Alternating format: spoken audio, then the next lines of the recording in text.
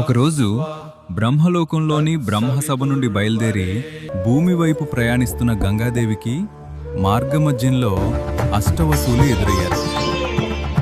అష్టవసువులంటే ప్రకృతిని నియంత్రించే దివ్య శక్తులు. వారు గంగాదేవిని చూసి వినమ్రంగా ఇలా అన్నారు: అమ్మా, మీరు మనుష్య రూపం ధరించి భూమిపై మహాభీషన్ని వివాహం చేసుకుంటారని మాకు మహర్షులు తెలిపారు. మాకు ఒక సహాయం చేయండి అని వేడుకున్నారు. గంగాదేవి ప్రశాంతంగా వారిని చూసింది. మీ కోరిక ఏమిటి అని అడిగింది. అష్టవసువులు వినమ్రంగా తమ శాపకథను వివరించారు. అమ్మా, మీరు కామ, రాగ, మద, మాత్సర్యాలకు అతీతులు. భవబంధాలకు అతీతంగా ఉన్న త్రికాల జ్ఞానం కలిగినవారు. మీ వంటి పుణ్యాత్మురాలి గర్భంలో మేము జన్మిస్తే మాకు పాప విముక్తి కలుగుతుంది. కాబట్టి మాకు భూమిపై జన్మనిచ్చి పుట్టగానే మమ్మల్ని విముక్తి చేయండి అని ప్రార్థించారు.